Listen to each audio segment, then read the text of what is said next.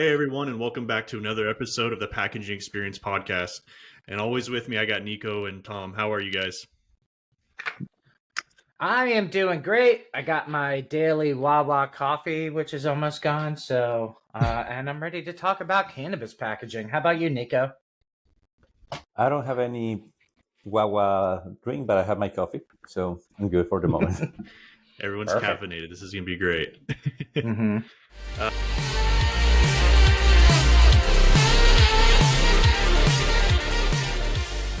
Today, we're going to be talking about cannabis packaging compliance, child resistant plus tamper evident nightmares. And so, before we get into it too much, I know you guys had some nightmares that you guys wanted to share. We also have some nightmares of other people's stories, but let's hear some of the personal ones first. Who wants to go? Go ahead, Nico. Well, I have one that is related to cannabis with chocolates, and it's kind of funny and scary at the same time. My father-in-law, who's now 86 years old, went to her wife's son's house at the Keys, and his son has already a son, so he has a college son. And they were, before they get there, and they leave some chocolate bars open, and my father-in-law loves chocolate, loves to snack all the time, and he eat without reading, because why he would thought that he needs to read something from a chocolate bar. So my father-in-law, when he was 84, eat almost the entire bar and got stoned for 2 days, and miraculous, nothing happened to him besides being stoned and not being able almost to move. But that was crazy, and her wife told us the day after, like when he was already all kind of okay, but he was completely stoned, and they didn't take him to the hospital because he didn't want to. But when he narrates that, he told us that he didn't know what was happening. He was very confused, and that's kind of scary because when it's not properly labeled, or even, and sometimes I know that people put in the letters cannabis chocolate and all the things, but normally they put it in a so fancy way that you don't pay attention. It's like you don't even pay attention when people buy tobacco and says danger, this will give you lung cancer and kill you, and people don't pay attention to that. So we need to be very careful on how to label, and be sure that it's going to be protected. So that's a chocolate story. Now the edibles cannabis that we want to talk about today, but that's part of the deal of how people can get confused and why packaging is so important to protect others for needed. This time was a senior person. It could be my kid, it could be someone else's kid. Yeah, I mean it's crazy once it started to become legal in certain states that all the different mediums that now you can ingest THC. I think when it was black market, almost everybody was just smoking it. And then it started to become legal. And then there's like THC gummies, there's THC drinks, there's THC everything. There's capsules, there's tinctures, there's ointments that are like topical ointments of CBD or THC as well. So it's kind of crazy all the different ways to take in THC that have exploded once it started to become legal in certain states. I think my biggest nightmare was really selling films for cannabis, because it kind of reminds me of the EPR conversation we had not too long ago, where it's like every state's going to have their own regulation. That's impossible for brand owners to manage. Same thing for cannabis, as every state has their own regulation. So usually what these guys will do is find the state with the strictest regulation and build the packaging for that, knowing that it should meet other ones. But it's kind of a good segue into, what are the things that need to be checked out and be on every package in order to be compliant. And it's a weird, dodgy world anyway, right? Because it's not federally legal. So a lot of these brand owners or growers of cannabis can't really put their money into an FDIC banked back, because that's a federally banked bank. Not back, but bank, sorry. And they don't want to put their money in there because they're concerned that the government just one day will pull all their money out. So you see a lot of cash transactions, or maybe credit unions or something along those lines, that aren't backed by that federal department, FDIC. So, but yeah, there's four major things that are supposed to be on all packaging, right? First of all, it needs to be child resistant. And we could talk about that ad nauseum, because not only does it need to be child resistant, but it also needs to have senior citizens be able to get into it. So it's like, okay, if you're 14 or under or 12 or under, you can't get into it. But then an 80-year-old needs to be able to access it. So that's impossible. The manual dexterity of a kid is going to be better than an adult. So it's kind of a weird situation there, but you could get child resistant zippers, get your structure certified. But Nico, what's the biggest punching bag through child resistant zippers? What's the biggest what? The biggest downfall of child resistant zippers, like, yeah, the child can't get in through the fitment, but well, okay, kids are very smart, and since they are in pre-K, at least, and I know that's very, because my daughter is 6 years old, so I have that very on my mind yet. So the first thing that they get from school is their scissors for kids, yeah, for pre-K schoolers. So kids are smart. I cannot open it, but I love the label. Oh, gummies or teddy bears or bright colors. Yeah. I want some. So it's child resistant, but not. Maybe it's monkey resistant, but not child resistant completely, because they will find a way if it's only the flexible exactly. packaging. So it is a good effort, but it is an incomplete effort. So at least we are in the first steps of taking care of kids, but it's not completely good. Okay, you cannot open like this. You can eventually use your teeth. You can use scissors. You can poke it. So it's at the end, it's flexible packaging. Yeah, like my buddy who's my age, he's got his medicinal license, and he would text me every time he would go to the medicinal dispensary and yell at me about the child resistant zippers because he couldn't figure them out. I mean, he might not be the brightest bulb in the knife drawer. I think that's how it goes. But so he was just using scissors. But yeah, that's to your point. Like, you could put a child resistant fitment on it, but you can cut through a bag with scissors or a knife or anything, which most kids have access to. But at least they're putting some effort into it. But here's the bizarre juxtaposition: is you have to have a child resistant zipper on it, but you saw a lot of these companies doing edibles like THC Skittles or THC like gummy bears and stuff that, they're candy. So if it's marketed as candy and a kid doesn't pay attention, they're going to try to get into it. So I think there's been a lot of crackdown on, like, hey, dude, you need to make this plain. Or my father-in-law. Or my father-in-law. Yep. So number one, it needs to have a child resistant fitment on it so a kid can't get into it. Number two, it has to have some sort of tamper evidence seal, especially on like tinctures or something that's a concentrate, because they just want to make sure somebody along the line didn't open it and put something in there like fentanyl, God forbid, or something terrible that could harm you. So that's what that tamper evidence seal is for, is to make sure when you purchase it from a dispensary or what have you, you know that bag has been sealed and hasn't been opened since it's been sealed with what's supposed to be in the bag.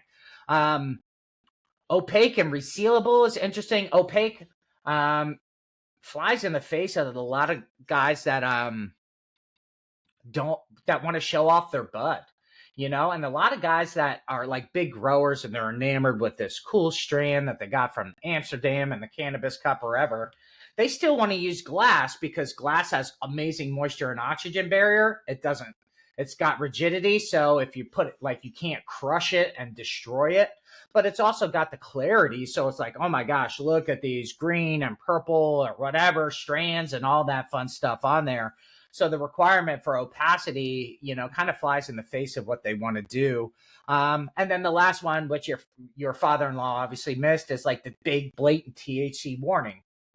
This bag or this can of juice contains THC, and usually it requires some sort of sticker on there to show the potency of it. Like, this is 89.47% sativa,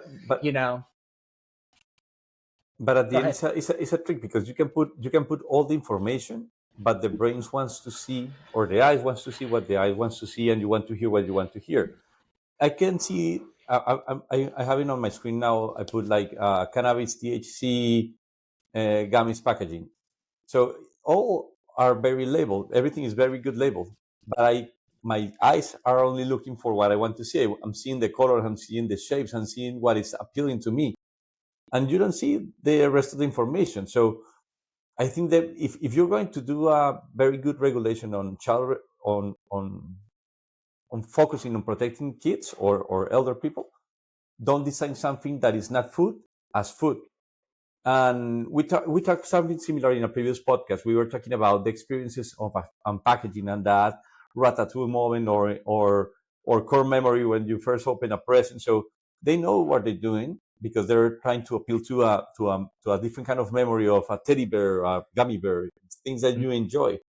So a good regulation should be, hey, make this look not as something that you will eat it, and it will be difficult to sell. Maybe, I don't think so, because in the past, when you used to buy things from the black market, as you were mentioned, they didn't come in a fancy package. Came in a very Ziploc. Ziploc or any black bag or grocery bag. Yeah. But Yeah, it's like so I think the most protective thing that can be done is a regulation that forbids to label or do the graphics similar to traditional food, because people will confuse it. yeah, I feel like it's Yeah, like a and double-edged sword, right? Like, sorry, Tommy, go ahead. no, go ahead. Go ahead, Jeff. I was just gonna say it's like a double-edged sword a little bit. Like us that we're we're in packaging, and we're also we want the labels to be beautiful. We want the labels to sell, but we also want the child safety. And so like where's the middle ground? I feel like once the package is sold, then of course it's the parent's job to keep it from away or separate from. If you buy gummy bears, don't put it in a gummy bear pack cabinet, or put it in your bedroom. This is an adult product. Like, it's not something that needs to be in your kitchen and stuff like that. So again, that's why I kind of feel like, in my opinion, it feels like it's a double-edged sword, because as for packaging, I would want my packaging to look, hey, these are gummy Nice. bears, these look delicious, these are pretty, you know what I mean? And then I have the other side of the sword where I'm like, man, if my kids see this, they're going to want to eat it. Or in Nico's instance, where your grandpa didn't really know. Yeah. So But And also let's you say have that was a college kid. people that I'm sorry, go ahead, Nico. I was going to say, not only the parents, like let's say you have older siblings that are in college or in high school, and they don't have the mindset of protecting youngers, which was the yeah, case. What happened to my father-in-law? It was the grandson of her wife that leaves the chocolate unattended. So I expect from Tom to be careful and put it. I will be careful and hide it. But a teenager or a college student, or they don't have the mindset to protect kids yet, because they don't have it. yeah. No. Some No, of them, one of the most of biggest them. transformations in your life, right, is when you have your first child. And then there's a love and a level of care that I've never experienced before, right? As soon as you have your first kid, you're like, oh, wow, this is game-changing stuff. So it's almost like the same as like if you're a gun owner, right? And you have kids in the house, you should be putting that gun in a safe or have a trigger safe or something like that. Same thing with like if you're an adult and you have a medicinal license and you have kids in the house, it's your responsibility. Nico, Yes. if a kid had eaten all that chocolate and had to get rushed to the hospital, there's a good chance that Child Protective Services are going to pay you a visit and maybe pull your kids from you if you're being irresponsible and you're putting that kid Yeah. in unnecessary danger. And nobody wants their kids taken from them by the government. God forbid, that would be the worst thing ever. So, word of caution there. The marketing can be buttoned up. It certainly could be appealing to kids. The most common structure that we sell for cannabis is a metallized structure, and they're, layering ink over top of it. So it's always flashy and shiny and designed to catch your attention. So of course, kids are going to be packaging. like, ooh, Yeah. this is nice. Yeah. Gummy bears, So if you have a safe with guns in it, make it a gun and drug safe, I guess. I mean, that sounds ridiculous to say, but you can have both of those things legally now in the United States. Like 20 years ago, you're not making a podcast telling people you should probably have a gun and drug safe. Right. But it's all about protecting the children and making sure they don't have access to these drugs. Exactly. One of the nice things though about having a white market for cannabis with this fentanyl craze that's going on is if you're buying from a dispensary compared to like black market off the street or whatever, you're guaranteed it to be fentanyl free. Right? If you're buying from a guy on the corner, you don't know what he's putting in that stuff. So at least there's some regulation around making sure that it's pure cannabis and they're not throwing I don't know if you've seen Something the movie else. Friday, back in the day Yeah. when he smoked PCP and he lost his mind and was in Debo's chicken coop. Showing my age a little bit with Friday references, but that's a danger of buying in the black market, So just keep it buttoned up, keep it secret, keep it safe, like the Ring of Power. Yep. Definitely needs to be like what you're saying too. A lot of people are kind of against the government thing or whatever, but at the end of the day, there's that protective part of it where if you are going to buy something and you want to put it in your house and you do have kids, at least hey, this is completely safe with this, and this. And I think that's to me, in my opinion, I don't have kids, but I can definitely feel for that scenario where if I brought something into my house, I'm a hunter. If I brought my nephews in this house and they were not ready for that gun, I would, it just doors open up that you're just not expected, and like that's why you have to be prepared for it. So yeah, gun safety has changed so dramatically since the 70s and 80s, where every pickup truck had like a 2 or 3 rifle gun rack just in the back window, and people were just driving around with rifles. You don't see that anymore. And you know what this kind of reminds me of a little bit is when we talk about who's responsible for recycling.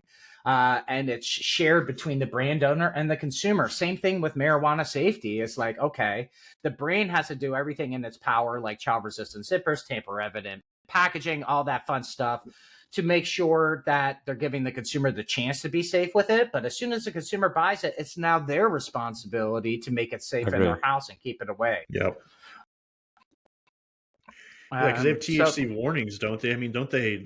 Nico, you said you were just reading something. You can see the warning label. Is it on the front, the back? I mean, is it pretty visible? I'm assuming so. No, it's in the front. You can see it says THC, cannabis, but it's next to a very cool graphic. So marketing people are very intelligent. They create things that you can connect and relate. Only in every specific. I have another not horror story, but a funny story similar to what can you do with the marketing. I have a dog, and I bought a shampoo conditioner that comes in a beautiful black matte bottle, and my wife didn't read, even though it says canine. she saw like a fancy black bottle of conditioner, and she applied it to her. And the funny story is that the hair looks beautiful. But I told her, "You use my dog is Bruno." But I told her, "You use Bruno's conditioner," and she was like, "Ah, I didn't notice." Yeah, because That's you want to see what you want to see. Yeah. Yeah, well, a lot of females were using like that hair and mane shampoo that they were using for horses because it was so good for hair all the time. Big bottle. Yeah, it's like 4 gallons. Like, I won't need to buy shampoo for 7 years. It would last me 20 lifetimes with my head of hair. I don't need a lot of shampoo to wash this stuff. Oh man. So yeah, it's just crazy, but it's good that there's specs out there. But ultimately, if you're a cannabis brand owner and you want help navigating all the different regulations through the different states, that's what we did for a long time, and we can help you make sure that you don't need the worst case scenarios. You would need 7 different versions or 15 different versions or 20 different versions of packaging, one for each state. No brand owner wants to do that. That's impossible to manage from a supply chain. So can you find an all-encompassing package that works and is a skeleton key for every state's regulation? And we can help you navigate that and make sure that you're within compliance, because if you're not, they'll come in and they'll shutter your doors that day. If there was a child endangerment thing and they found that your packaging was not up to code, that's a world you don't want to enter. It's important to clarify that we are a packaging concierge company, and we will advise you, we will guide you to the process. If you're already a consolidated cannabis edible seller, we will tell you what we see from the package. We'll tell, hey, take care with this graphic, take care with this zipper. We will guide you, but we're not doing the job for you. You have to put your part as well, but you can be confident that we will do our part from the packaging side. We will navigate with you if you're already settled, but if you're new, we will even more close to you, and I'll help you navigate it to avoid any problems in the future. Agreed. And what's interesting is we don't require multiple language support. You would think in the United States, all of our packaging would need to have those warnings in English and Spanish, as those 2 languages probably cover 98% of the United States market. But your father-in-law, let's say he doesn't read English, how's he going to even read that? But he does, and perfect English. Oh, But I he's, get it. I yes. get it. But you could see in a scenario that somebody that doesn't read English is like, gummy bears, Yeah. woo. And then you eat He will 100 see milligrams of gummy bears. He will read chocolate or teddy bears, ositos. Mm-hmm. I mean, to that point, like how many times have you Ositos. guys opened up candy bags without even reading the bag, knowing that it was candy? I mean, I've done that a few times where I've actually just opened up candy and I'm like, oh man, this is candy, without actually having to read the label. And so, I mean, it happens, and so I mean, I definitely get No, that. because you relate a lollipop. You don't need to, if they give you a lollipop on Halloween, you don't care about the brand because you just recognize the style of Yep. the lollipop. You recognize the style of a gummy bear. You already, it's kind of the shape already take a place in the market. So sometimes you don't even need to corroborate because you think that you're getting what you are used to get. Yeah. And to that point too, like that's a good point on to make sure not to mix up or to take gummies out of like an edible bag and accidentally mix them up with another bag, or to take, if you have 10, or a level of THC that's in one bag, try not to mix it with another, and it just becomes that big, mess. But there was a study that whenever you're holding up a lollipop, right, without the packaging on it, and then you're holding up another lollipop with the packaging not on it as well, you can't tell which one's THC and which one's not. Yeah. And they also did that with chocolate balls, where it was I can't remember those little chocolate ball candies, but it has like a pretzel inside of it, and they compared the two as well, and they were like, I don't know which one's which. And they said, okay, we're going to put these on the counter, and we need you to try to figure out which one's THC and which one's not, and they couldn't figure it out. And so that, again, it just kind of comes down to labeling, being safe, and yeah. Yeah, side note, my candy intake has increased dramatically since Halloween. Nice. My son Gotta doesn't get it even. all out of the house. My wife and my daughter were in New York, so they didn't trick or treat. So I only had one kid, and he doesn't even like sweets. So every year he just puts them in the freezer, and he's like, I don't like sweet stuff. And then like a month later, I'm like, he'll go in and be like, where'd all my candy go? I'll be like, oh, yeah. 10 pounds more full Uh-huh. of water. Yeah. Like I getting don't know. wheeled Yeah. in on like, wasn't me. 7 chins. Yeah. That's funny.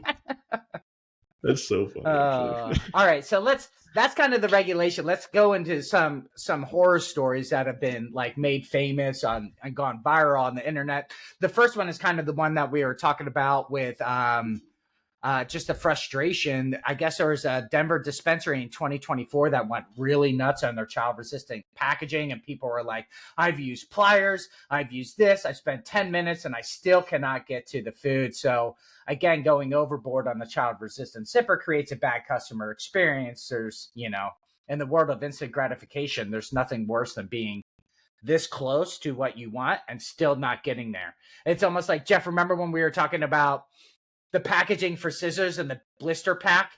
Like, it's like, and you need scissors to get open the blister pack. It's like, no, Yeah. well, I'm buying scissors because I don't have scissors, but I need scissors to get to the scissors. It's like this crazy cycle of chicken and egg. You're like, what am I going to do now? Get out nail clippers and start to clip through. Yeah. So that was a big horror story for sure. There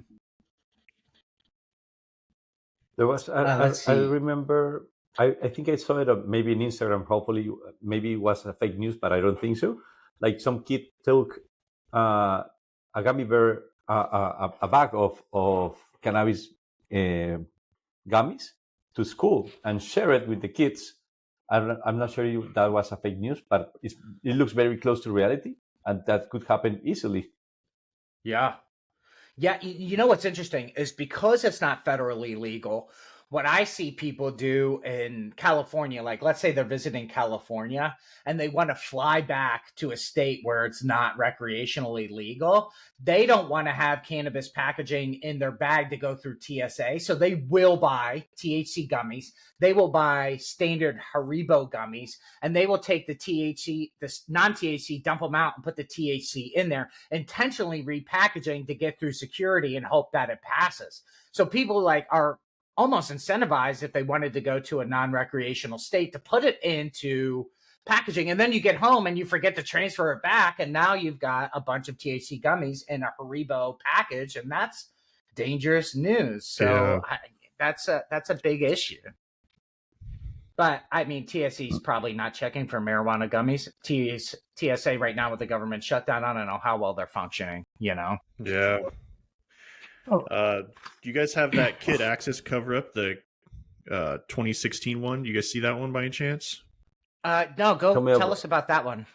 Yeah, it's an infamous MED report revealed 14,000 plus households storing cannabis outside child-resistant packs, leading to a stricter rule. So one Aurora dispensary got hit in 2025. A toddler ingested loose pre-rolls from a resealable pouch that the adults had kind of jury-rigged it open. Parents sued, claiming the tamper seal was too easy to bypass after first use.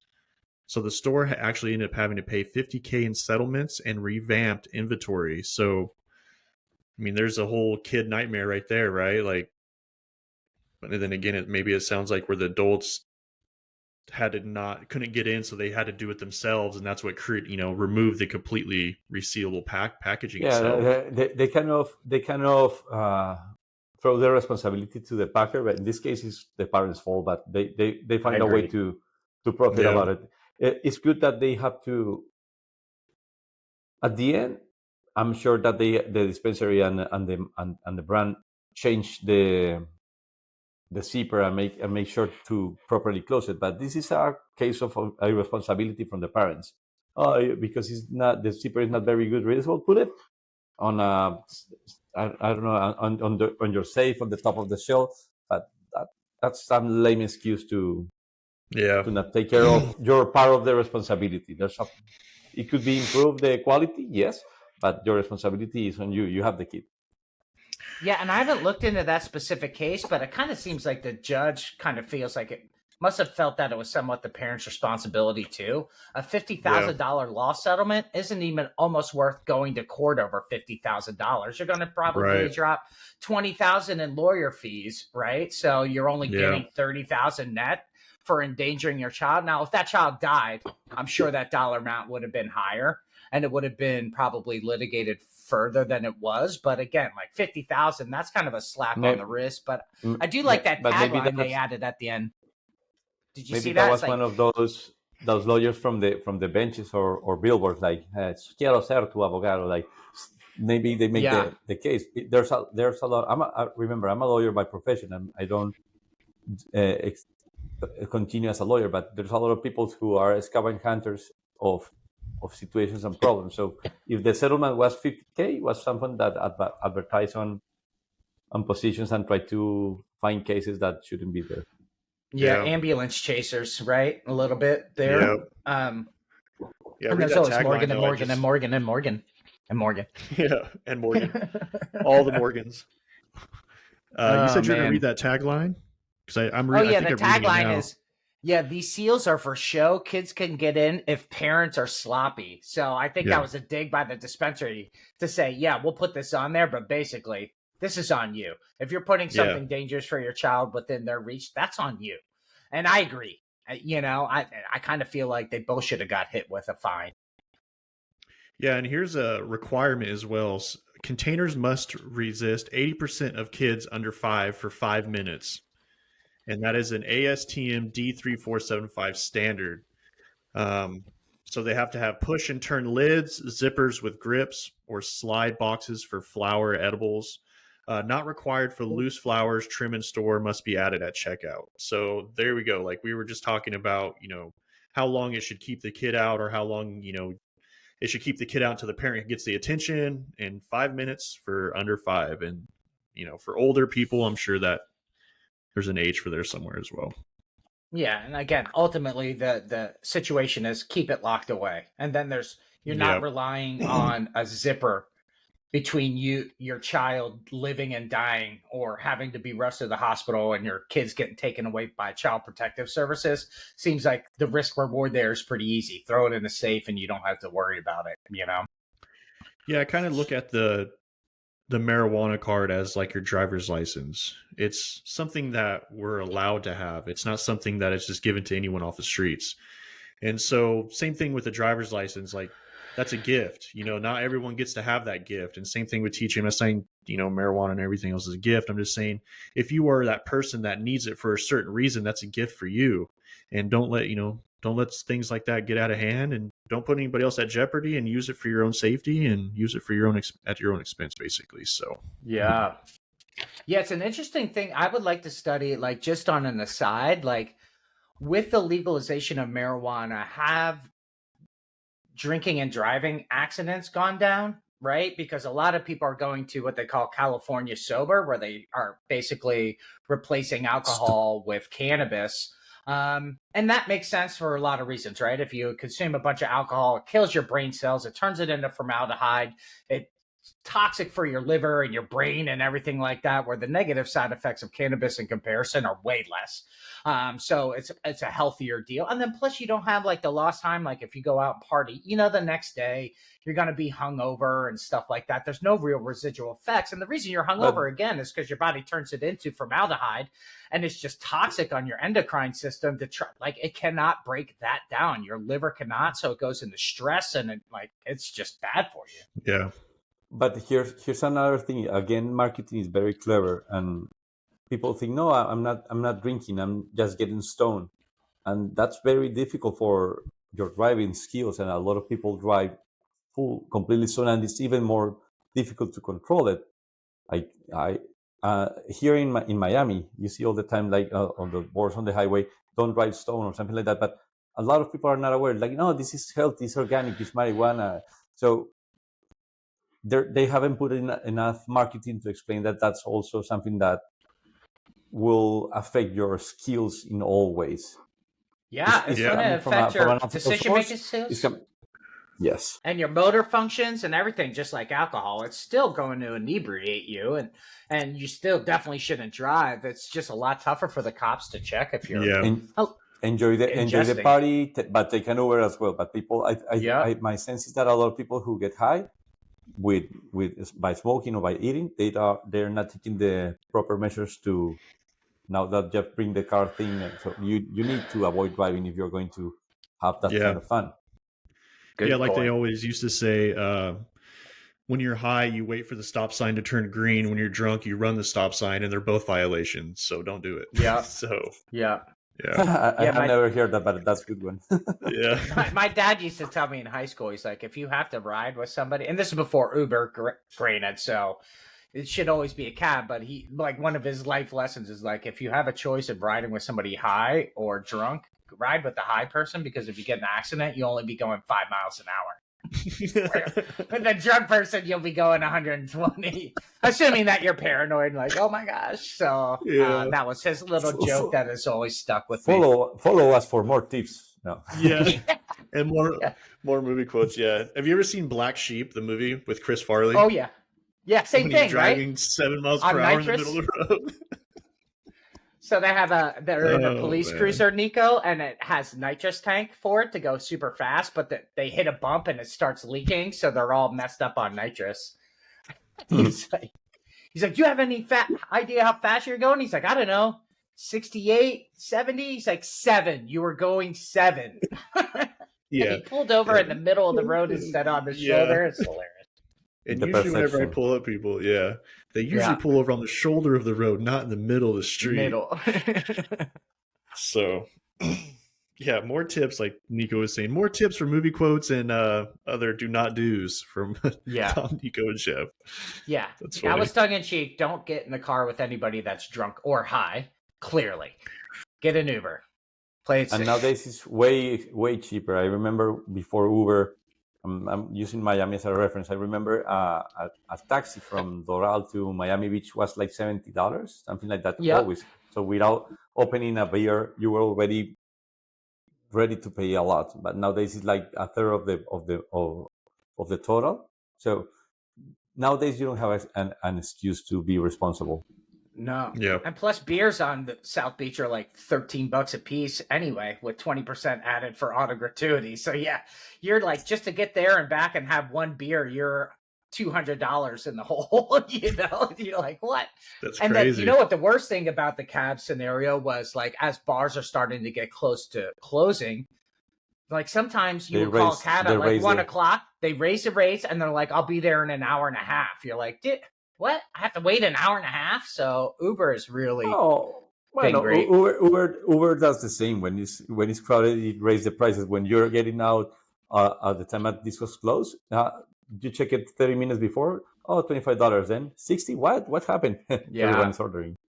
Supply and demand. I mean, I get it. That's simple economics, and I would do the same thing if I ran Uber. But the biggest part was the lack of instant gratification. It's like, yeah, I'll come pick you up in an hour and 20 minutes. You're like, no, dude, I don't want you to pick me up at 3:30 in the morning. Get here now. So there have been some other horror stories about tamper resistant stuff.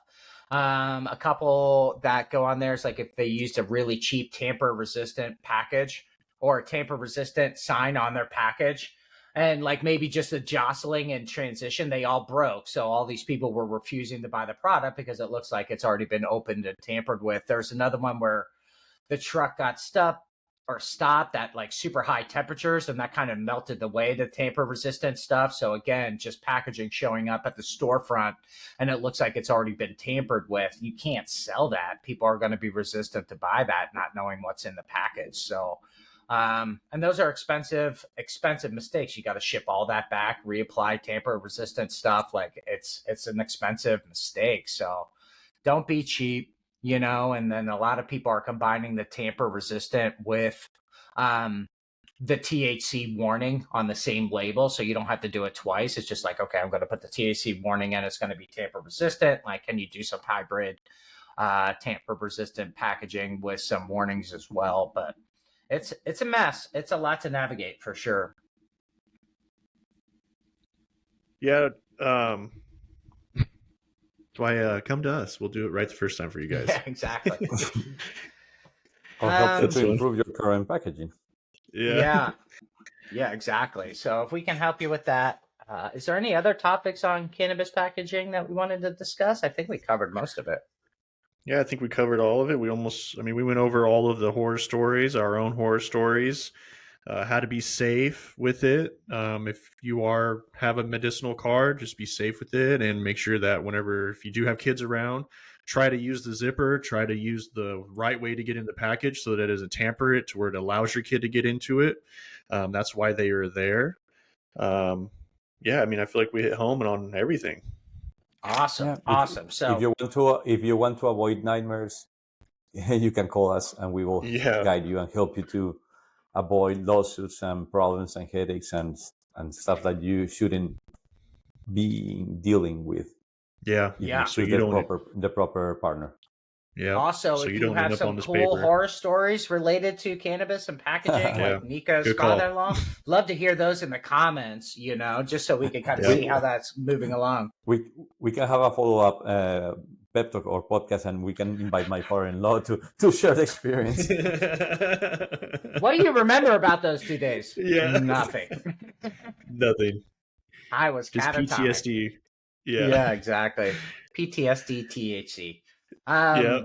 Yeah. So I think we're good. Thank you, everybody that joined. Obviously, if you found this useful, please tell your friends, like and subscribe and all that fun stuff. And anything that we got wrong, of course, please feel free to let us know in the comments. If there's a subject matter you'd like us to go over, let us know that in the comments as well. But as always, speaking on behalf of Freedom Packaging and Jeff and Nico, we really appreciate you guys stopping by. And hopefully we'll be in touch soon. Please reach out with any questions or anything we can help you with. Yeah. See you guys in the next one. Mm-hmm. We got to get Nico on the salute. Me too.